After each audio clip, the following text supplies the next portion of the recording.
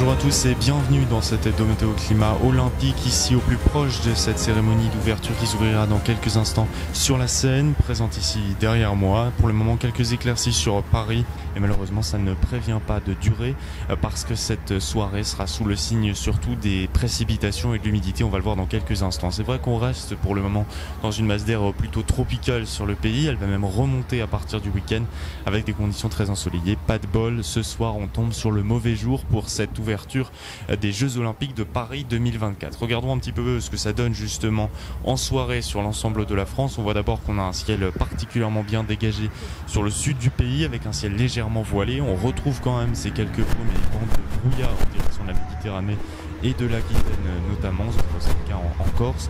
Et sur la moitié nord, on voit bien cette couverture nuageuse avec ces averses depuis la Beauce jusqu'à la Champagne en passant donc par l'Île-de-France, des averses qui peuvent être parfois très fortes et on le voit pour cette cérémonie d'ouverture, eh bien on peut avoir localement des averses importantes, 80% de chances de précipitation ce soir et des températures autour de 20-21 heures, autour de 21 degrés. Voici ce que ça donne autour de 23 heures justement, on atteindra les 20 degrés dans la capitale, ailleurs c'est beaucoup plus chaud, surtout sur la moitié sud, encore 25 degrés en fin de soirée en direction d'Agen, notamment 27 degrés attendus à Toulouse et jusqu'à 29 pour Perpignan. Demain matin, on va surveiller les nuages encore très nombreux sur la moitié nord avec ces averses sur le nord-est. Au sud, toujours un soleil un petit peu plus généreux avec un voile parfois épais et laiteux. Toujours ces brumes et bancs de brouillard, notamment sur la façade de l'Atlantique. Et puis à l'arrière, on va retrouver, surtout dans l'après-midi, un peu plus de soleil autour de la Manche et du bassin de la Méditerranée, toujours avec du soleil. Quelques entrées maritimes avec ce vent de mer qui soufflera à 50 km/h. Et on va surveiller aussi ces orages vers le nord-est de la France qui en soirée, en se décalant vers la Franche-Comté et l'Alsace, pourrait développer des phénomènes à caractère violent, notamment de la grêle et de fortes rafales de vent. Les températures du matin, elles sont attendues entre 11 et 24 degrés, 11 pour Brest jusqu'à 24 degrés à Nice.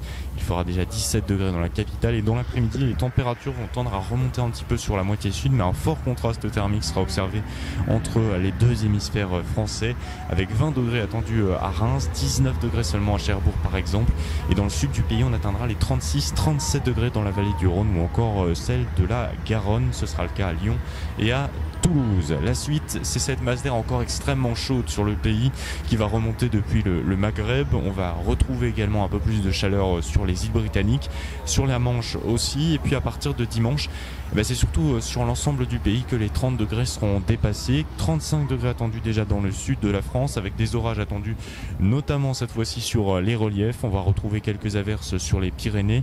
Ailleurs, ce sera un temps sec et très lumineux. Ça s'accentuera encore pour la journée de lundi avec là les 40 degrés qui pourraient bien être atteints au sud de la Garonne ou notamment vers la basse vallée du Rhône. On pourrait atteindre les 30 à 35 degrés dans la moitié nord, 33 degrés notamment attendus pour Paris. La suite, justement, c'est ces Jeux Olympiques, toujours d'actualité donc en France et à Paris particulièrement. Et on va voir ce soir qu'il y a peut-être des progrès qui ont été amenés sur le front du climat pour ces Jeux Olympiques, qui se montrent donc peut-être plus résilients face au changement climatique. Pour le savoir, regardons ce reportage. Depuis plusieurs mois, les préparatifs s'enchaînent pour ces Jeux Olympiques qui promettent de grandes surprises. De la cérémonie d'ouverture à la compétition, ce grand rendez-vous se veut plus que jamais fédérateur. Mais l'événement que représente Paris 2024 est aussi vanté comme étant l'un des plus résilients face à la crise climatique et environnementale. Sur la construction par exemple, le comité met en avant la proportion inédite d'infrastructures au sein desquelles vont se dérouler les Jeux. 95% d'entre elles seront temporaires ou déjà existantes. Dans le même temps, les modes de construction auraient permis de diminuer de 47% l'empreinte carbone des bâtiments nouvellement érigés. Dans le secteur de l'énergie, même fierté pour EDF, fournisseur officiel des Jeux Olympiques, qui met en avant un modèle d'électricité issu à 100% d'énergie renouvelable. En témoigne cette centrale solaire flottante installée sur la retenue d'eau du barrage hydroélectrique de Lazère dans les Hautes-Alpes. Les deux modes de production conciliés permettront dans les prochains jours de répondre à l'équivalent de la consommation du village olympique.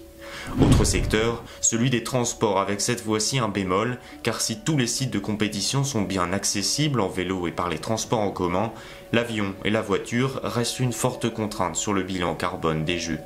Paris 2024 devrait être à l'origine de près de 0,3% des émissions de gaz à effet de serre de la France cette année. Et puis cette baisse des émissions de gaz à effet de serre, elle s'inscrit dans un processus qui veut que les compétitions sportives soient plus raisonnables à l'avenir d'un point de vue climatique et environnemental, parce qu'on part de loin. Regardez ce graphique qui représente justement les différentes compétitions olympiques d'été depuis 2012. On part de très loin puisqu'à Londres, 3,5 millions de tonnes de gaz à effet de serre avaient été émises en équivalent CO2. Même constat pour les Jeux de Rio en 2016 et ceux de Tokyo en 2021 avaient en revanche réussi à baisser, mais c'est une baisse conjoncturelle liée essentiellement au Covid et à la pandémie qui avait privé justement les JO de spectateurs sur le terrain. Les JO de Paris, eux, feront avec et devront baisser leurs émissions de gaz à effet de serre sur 1,5 million de tonnes de gaz à effet de serre émis en équivalent CO2. C'est près de la moitié moins par rapport aux JO conventionnels. Évidemment, ça reste conséquent, on l'a dit dans le reportage et on l'a vu, 0,3% des émissions annuelles de la France. Et puis ce soir, vous pourrez continuer justement à voir cette cérémonie d'ouverture absolument exceptionnelle ici en direct de Paris sur les quais de Seine si vous avez la chance d'y être présent. Sinon ce sera à la télé sur le service public dès 19h30. Je vous souhaite évidemment la meilleure cérémonie. Moi je vous retrouve dans quelques instants juste là tout de suite pour votre météo des plages s'il vous reste un petit peu de temps.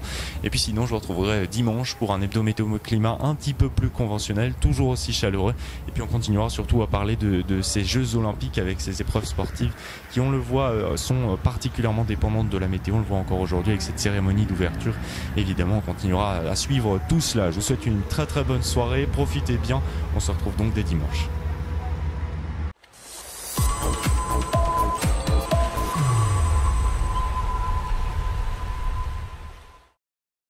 Et puis si vous avez pris la décision de partir sur votre lieu de vacances, soit pour éviter les JO, soit pour les regarder sur votre lieu de vacances directement, eh bien un bon choix, parce que le soleil sera vraiment au rendez-vous pour ces prochaines heures. Alors c'est vrai que les températures sont plutôt basses sur l'ensemble des côtes de la Manche notamment, 19 degrés attendus dans l'eau, pas plus de 20 degrés sur le sable, un ciel relativement bien dégagé à cause de ce vent marin qui va effectivement pousser les nuages vers l'intérieur des terres.